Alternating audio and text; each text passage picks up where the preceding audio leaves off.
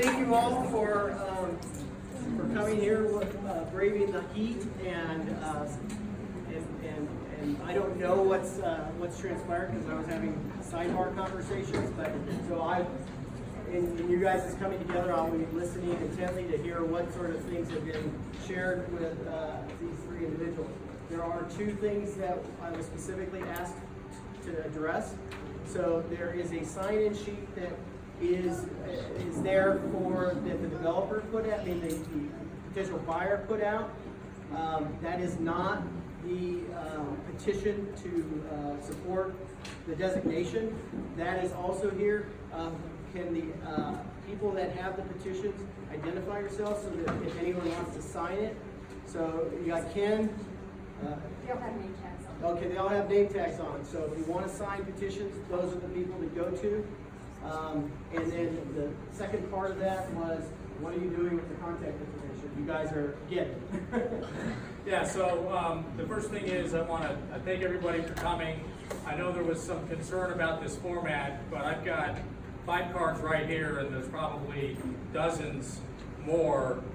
We got more feedback than I think we could have in a lecture style from more people. So I understand the concern. I apologize for it. For us, this ultimately was really beneficial.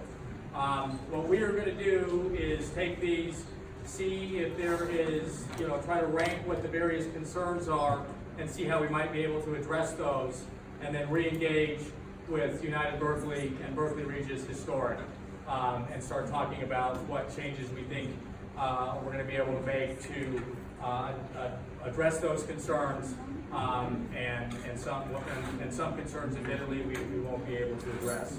But anyway, that is what we will do. This was really for us the first step in an ongoing dialogue over the next couple of months.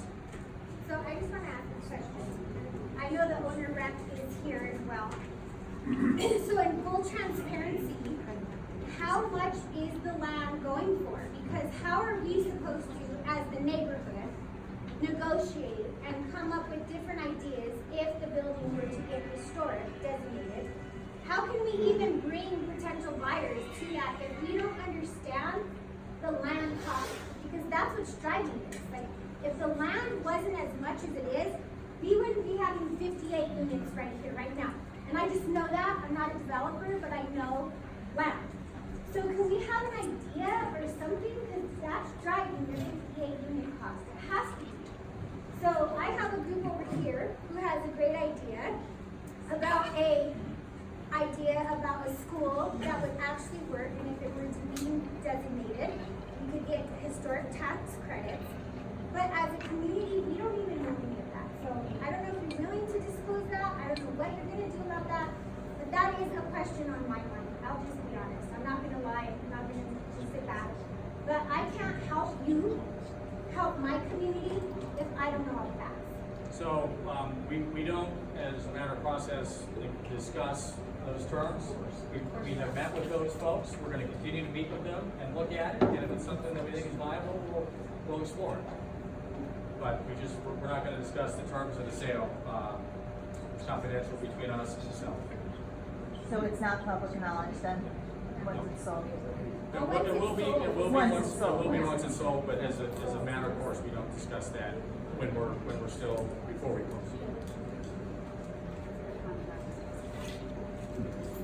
With regard to that, Amanda, maybe you could just give us the square footage of the lot, and then give us a range of what the square footages are selling for now currently, the comps in Denver for that type of land with that type of development potential. We can respond. I don't have that necessarily offhand right now.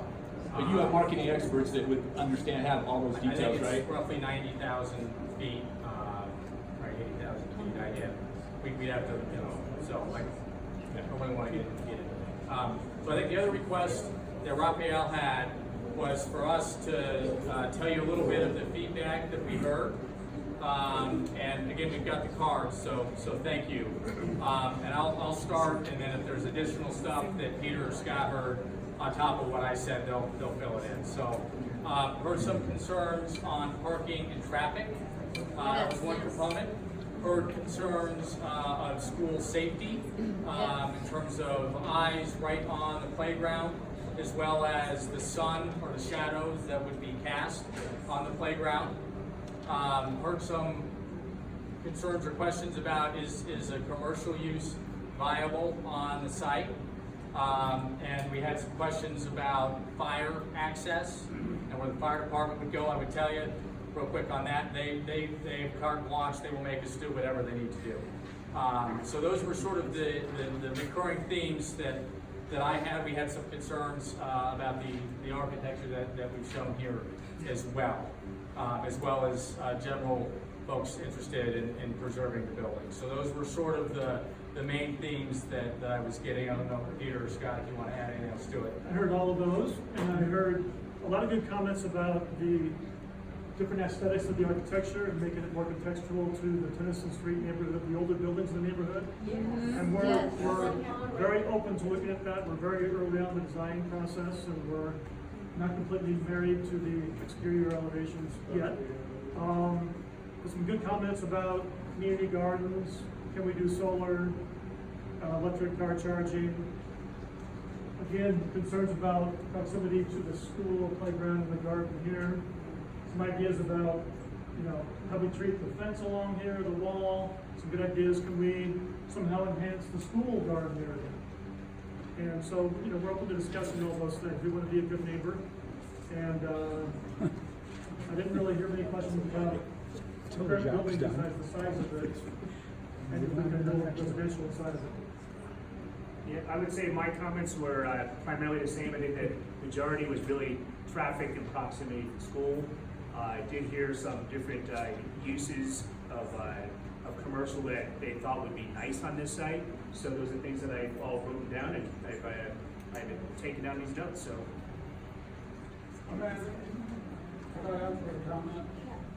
This is excess ground by the mortuary located down in Houston. They are dumping this. They're going to dump it to the highest price. The highest price would be the maximum density that they can put on this. Yep.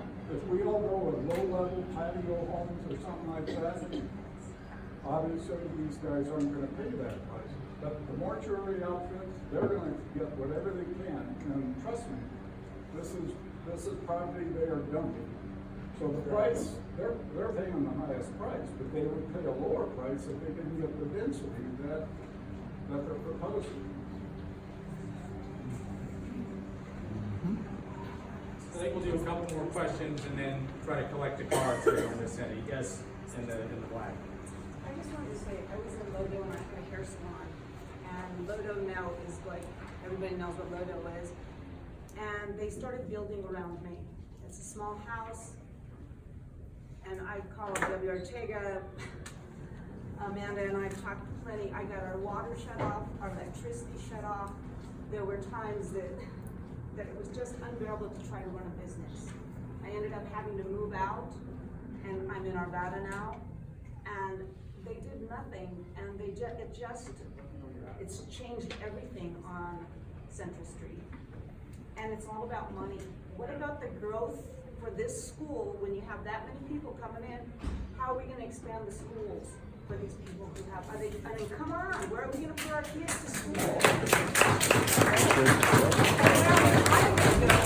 I don't pay that much money here, but are you gonna do anything for low-income people to stay here? To be able to afford to stay in this community? Well, and also already the school doesn't have enough money to run. Right. So the school could potentially get shut down. Right, so then what do we do with our kids? We have to move out and go to the suburbs, and then everything changes. Nothing is like how it used to be. That's what they want. They want to push in all the rich people and put Pull out all all the kids and pull all this money. Yeah, out. exactly. I mean, where am I? Yeah, they offer me money, a ton of money for Okay, mine. guys, I recognize those concerns. That is beyond the scope of any developer to deal with. But Those are you issues putting- are. are you putting any kind of money, Guys, kind of low-income those issues housing in are, there? those issues are community issues. And to sit here and require that only the new folks in solve those, when the issues are existing, So what happens when so. electricity gets shut down? It was shut down just, you guys, what, 2 months ago, sitting on a Wednesday night, we're all sitting here, it got shut down. We don't know what's been happening in the community. There's like this bomb sound that you can hear sometimes, we don't know what's happening. And they keep growing more and more in small areas, and nobody's doing nothing. Well, I'm upset, what's that gonna do to my property value? Am I gonna have to move out because you guys want to come and try to move me out? No. Because it doesn't match all this fancy No, stuff? no one's being displaced with this development. Yes, it is. A legitimate question that she has is, are you proposing to have an affordable housing component to this overall project? Right now, no, we're paying into the affordable housing fee. The homes here are gonna start in the 400,000s, which is probably below most of the homes that have been sold, certainly all the new homes that we've sold in the neighborhood that have sold up and down Tennessee Street, so.